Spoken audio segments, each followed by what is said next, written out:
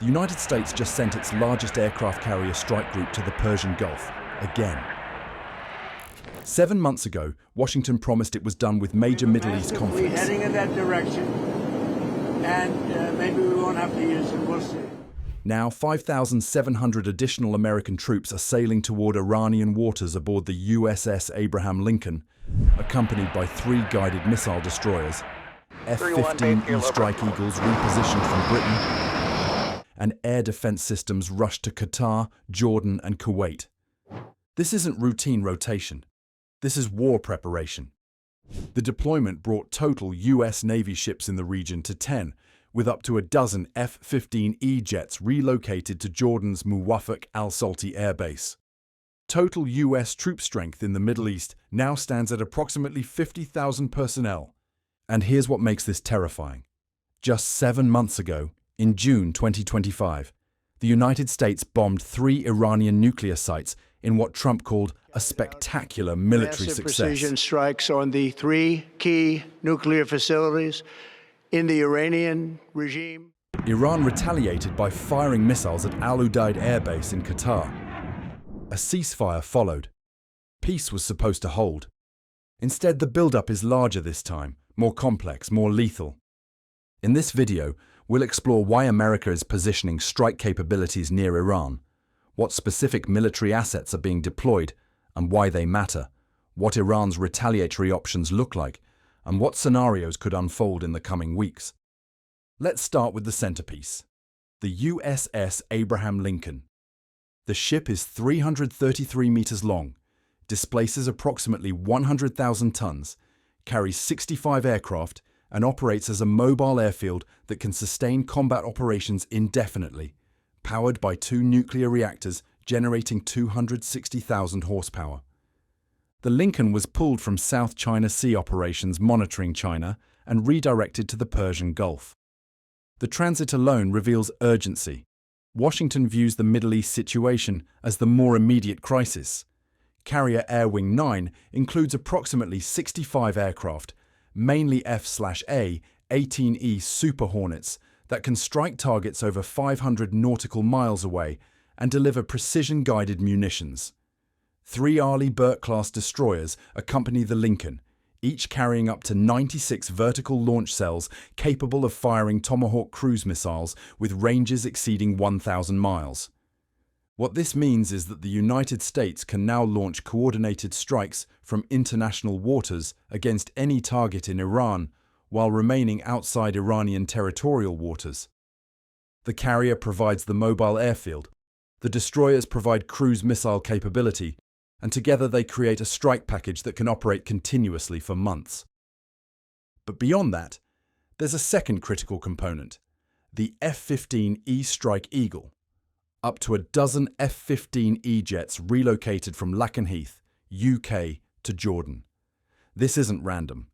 The F-15E was chosen for a specific reason buried deep inside Iranian mountains. The F-15E Strike Eagle is a dual-role fighter designed for deep penetration strike missions against hardened targets.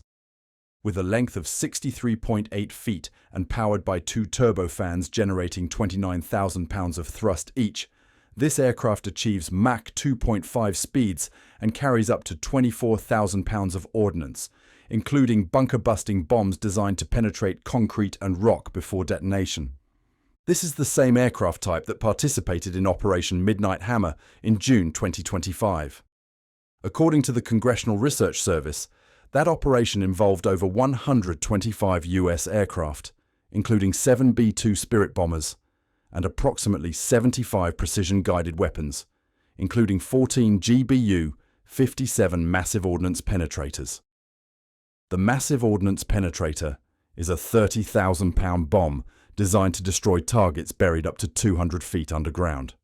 Iran's Fordo facility, an underground enrichment plant built deep into mountains, was hit with 12 massive ordnance penetrators during June's strikes. Despite this massive firepower, the strikes did not destroy the core components of Iran's nuclear program and likely only set it back by months, according to early US intelligence assessment. America dropped its largest conventional bombs on Iranian nuclear sites 7 months ago, and the facilities are already being rebuilt. The International Atomic Energy Agency assessed Iran could resume uranium enrichment in a matter of months, despite the damage. The presence of F-15Es in Jordan isn't about deterrence. It's about preparing for round 2, because round 1 didn't permanently solve the problem. Yet the most important aspect is understanding Iran's retaliatory capabilities, because this is what's keeping Pentagon planners awake at night. Iran's military strategy doesn't rely on matching American conventional superiority. Instead, Tehran built what analysts call an asymmetric defense triad. Iran maintains the largest missile inventory in the Middle East. Assessments suggest Iran retains roughly 2,000 medium-range missiles alongside substantial short-range systems. These aren't inaccurate Scud derivatives. Iran developed increasingly sophisticated missiles with maneuvering warheads, terminal guidance systems, and hypersonic capabilities. Iran launched missiles with ranges up to 2,000 kilometers during recent naval drills. The Fatah-1 hypersonic missile, which Iran claims can evade most missile defense systems, was allegedly used in attacks against Israel. But Iran's most powerful leverage isn't missiles. It's geography. The Strait of Hormuz is one of the world's most important maritime choke points. At its narrowest point, the strait is only 40 kilometers wide. More than 20% of global energy flows through the Strait of Hormuz, whose disruption could paralyze the world economy.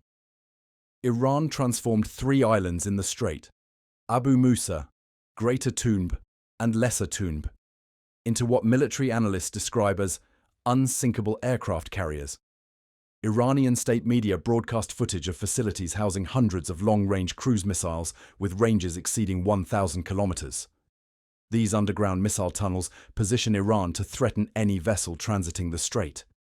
Add Iran's fleet of fast attack boats, mini-submarines, naval mines, and anti-ship ballistic missiles, and you have a maritime threat environment that even the US Navy treats with deadly seriousness. Based on experience from Houthi attacks, if Iran blocked the Hormuz Strait, military options to defend ships from anti-ship ballistic missiles are limited. The Houthis, Iranian proxies in Yemen, demonstrated this threat model. Using Iranian-supplied anti-ship missiles and drones, they forced international shipping to largely abandon the Red Sea transit route in 2024. Despite British, American, and Israeli strikes against Houthi infrastructure, the attacks continued. If Iran employed similar tactics in the Strait of Hormuz, the economic impact would be catastrophic. Unlike the Red Sea, the Strait of Hormuz has no alternate route. Closure would immediately spike global oil prices, threaten energy security in Asia and Europe, and potentially trigger a global recession. All of this explains why the US deployment includes massive air defense reinforcements.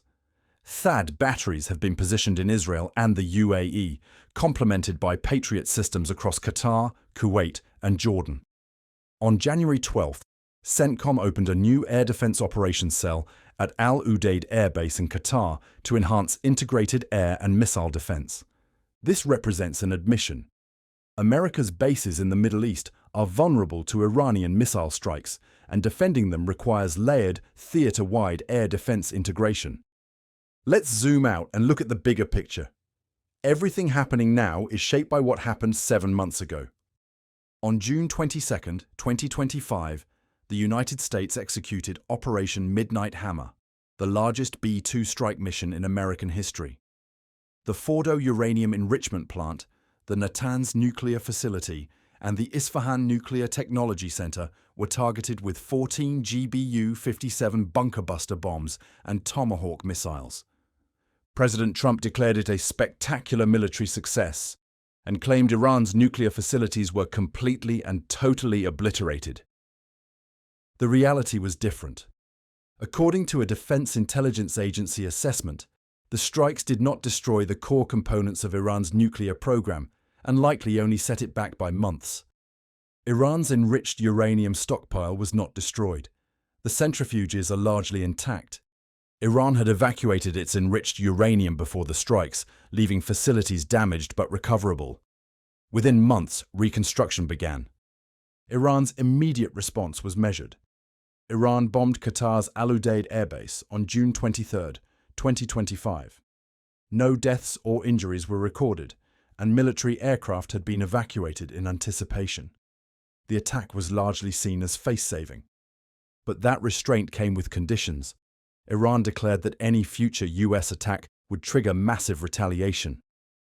On June 22, 2025, the Iranian parliament approved a motion calling for closure of the Strait of Hormuz, a parliamentary authorization that remains in effect today. Supreme Leader Khamenei insisted Iran would strike US bases in the region again in response to a future US attack. This isn't bluster. It's stated policy backed by parliamentary authority. All of this creates the current crisis. Trump warned Iran must make a deal on its nuclear program, stating, "Time is running out." He threatened that any future attack would be far worse than last year's strikes. The implication is clear. The United States is considering military action more aggressive than June's nuclear strikes, possibly including regime targeting. All of this brings us to a crucial question: what actually happens next? Analysts note that any direct US military action faces high risk of broad Iranian retaliation against US bases in the Gulf, Israeli territory, and global energy infrastructure. But the Trump administration faces domestic political pressure to act decisively. Here are the three most plausible scenarios. Scenario 1. Sustained coercive deterrence. Deploy overwhelming force, demand Iranian concessions, but don't strike. The carriers, the F-15Es, the THAAD batteries, serve as visible reminders of American military superiority. Washington historically used force projection to influence Iranian calculations without entering full hostilities. The advantage: it keeps all options open while pressuring Tehran without triggering catastrophic escalation. The disadvantage: it's expensive, unsustainable, and requires Iran to actually be deterred. If Tehran's leadership believes the regime faces existential threat regardless of concessions, deterrence fails. Scenario 2. Limited precision strikes plus containment. Washington conducts targeted strikes against specific nuclear facilities being rebuilt, then immediately works to contain the response.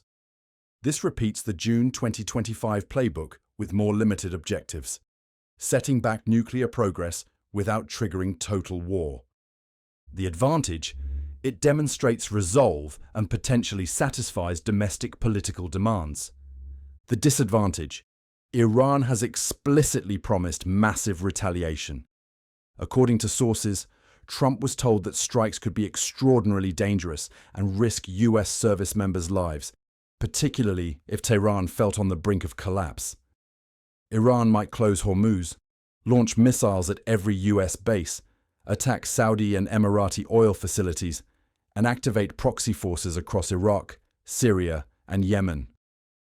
Scenario 3. Regime change operations. The most dangerous option: the United States attempts to eliminate Iranian leadership and trigger regime collapse through strikes, cyber operations, and support for internal opposition. This would require massive military commitment: air superiority operations, suppression of Iranian air defenses, leadership targeting, and likely ground special operations. The advantage: it potentially solves the nuclear problem permanently by removing the regime pursuing nuclear weapons. The disadvantage: external pressure could actually strengthen Iranian internal cohesion and empower hardline factions like the IRGC. The Islamic Revolutionary Guard Corps, not the civilian government, controls most of Iran's military capability.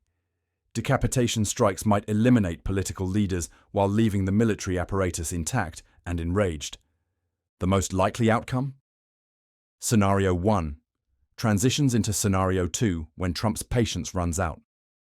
Limited strikes occur, Iran retaliates against US bases, and possibly closes Hormuz temporarily. Oil prices spike to $120 per barrel, and both sides race to de-escalate before total war becomes unavoidable.